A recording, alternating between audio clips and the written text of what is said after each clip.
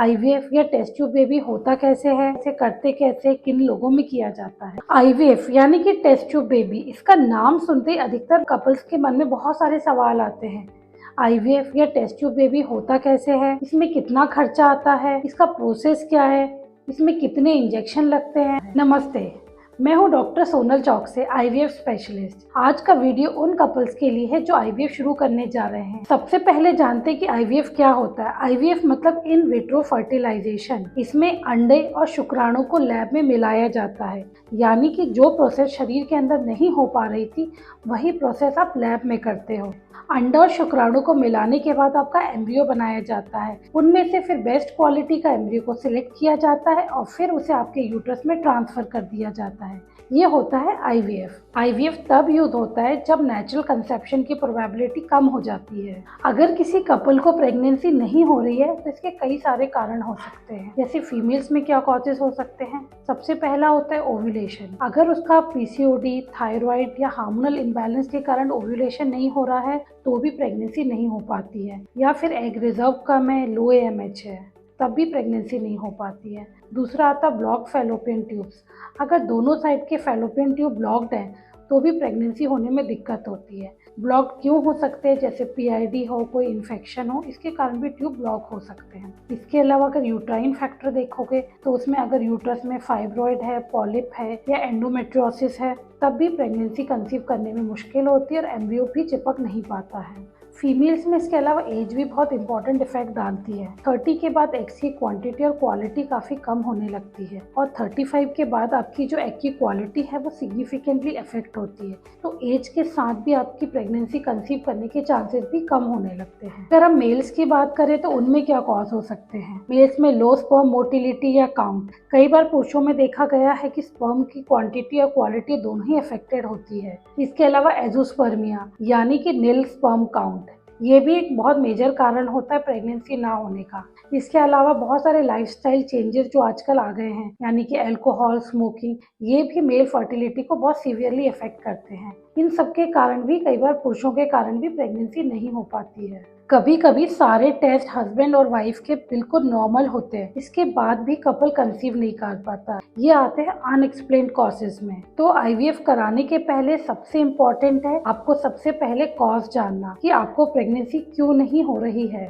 IVF की timeline. आपका IVF approximately 15 से 20 दिन का होता है, लेकिन अगर डॉक्टर ने फ्रोजन एम्ब्रियो ट्रांसफर अगर सिलेक्ट किया है तो वो ड्यूरेशन और बढ़ सकता है या नेक्स्ट साइकिल तक भी जा सकता है। आईवीएफ को स्टेप बाय स्टेप कैसे किया जाता है। स्टेप 1 है प्री आईवीएफ वर्कअप। इसमें आपके ब्लड टेस्ट किए जाते हैं, जैसे कि एएमएच करा जाता है, AFC, thyroid, prolactin, viral markers किए जाते हैं। मेल्स में सीमन एनालिसिस किया जाता है। स्टेप 2 होता है ओवेरियन स्टिमुलेशन। इसमें पीरियड के सेकेंड डे डॉक्टर आपकी सोनोग्राफी करके आपके नंबर ऑफ फॉलिकल्स देखता है और आपके अकॉर्डिंग, आपकी एज और आपके फॉलिकल्स, आपके एएमएच के अकॉर्डिंग आपकी डोज बनाता है। उस डोज के हिसाब से आपको अंडा ग्रो करने वाले गोनाडोट्रोपिन इंजेक्शंस लगते हैं और फिर उस डोज के हिसाब से आपको रोज इंजेक्शंस लगते हैं। ये इंजेक्शन यूजुअली सबक्यूटेनियस होते हैं और आप आसानी से घर पे भी लगा सकते हैं। इसी के साथ आपकी फॉलिकुलर मॉनिटरिंग होती है, जिसमें कि आपके अंडों के साइज की ग्रोथ को देखा जाता है। लगभग आपको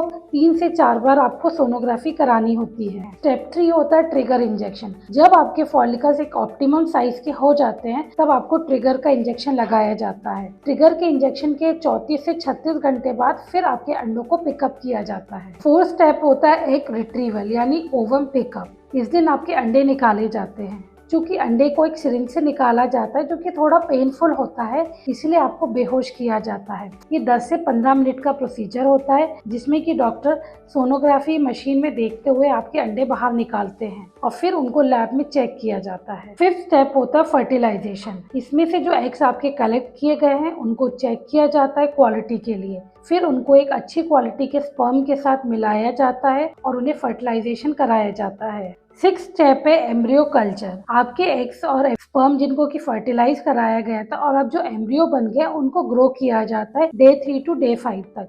यूजुअली ब्लास्टोसिस्ट को प्रेफर किया जाता है क्योंकि इससे प्रेगनेंसी के चांसेस हाई होते हैं। स्टेप 7 होता है एम्ब्रियो ट्रांसफर। दो तरीके से एम्ब्रियो ट्रांसफर किए जाते हैं, फ्रोजन एम्ब्रियो ट्रांसफर या fresh embryo transfer. Fresh embryo transfer कुछ सिलेक्टेड केसेस में किया जाता है जिनमें कि हार्मोन लेवल स्टेबल हो, एंडोमेट्रियम ऑप्टिमम हो, कोई OHSS का खतरा ना हो और यंग कपल हो। इस पर latest recommendation frozen embryo transfer को फ्रेश एम्ब्रियो ट्रांसफर से बेटर माना जाता है। फ्रोजन एम्ब्रियो ट्रांसफर में डे 5 या डे 6 पे आपके एम्ब्रियोज को फ्रीज कर दिया जाता है। फिर आपकी जो पीरियड की नेक्स्ट साइकिल आती है उसके सेकेंड डे से पेशेंट की एंडोमेट्रियम को प्रिपेयर कराया जाता है और जब वो एंडोमेट्रियम एकदम ऑप्टिमम हो जाती है तब ये एम्ब्रियोज को ट्रांसफर किया जाता है, क्योंकि इस समय आपके हार्मोन भी स्टेबल होंगे, आपको OHSS का खतरा भी नहीं होगा, इसके अलावा आपकी एंडोमेट्रियम भी ऑप्टिमम होगी। एम्ब्रियो ट्रांसफर एक बहुत ही सिंपल प्रोसीजर होता है जो कि 5 मिनट्स का होता है, जिसमें कोई एनेस्थीसिया नहीं दिया जाता, ना ही कोई पेन होता है। इसमें लैब में आपको अल्ट्रासाउंड के गाइडेंस में एक छोटी सी कैन्यूला से आपके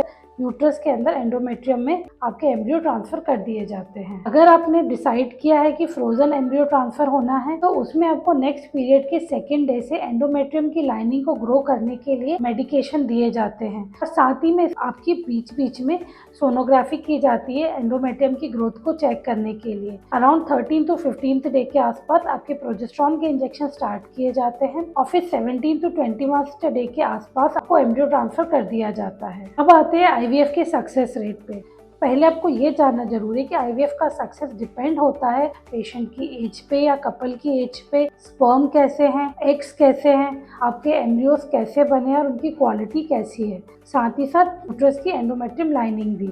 IVF प्रोसीजर में सक्सेस है वो आपकी एज पे बहुत कुछ डिपेंड करती है।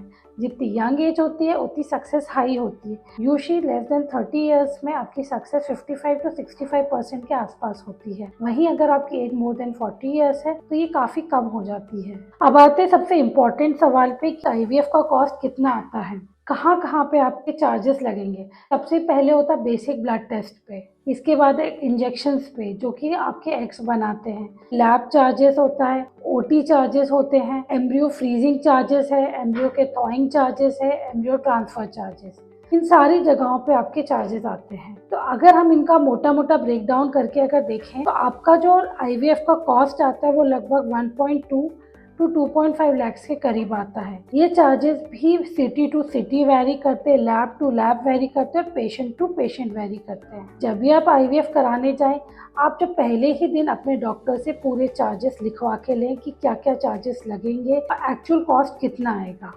इसके अलावा जो ऑप्शनल चार्जेस होते हैं वो है PGT।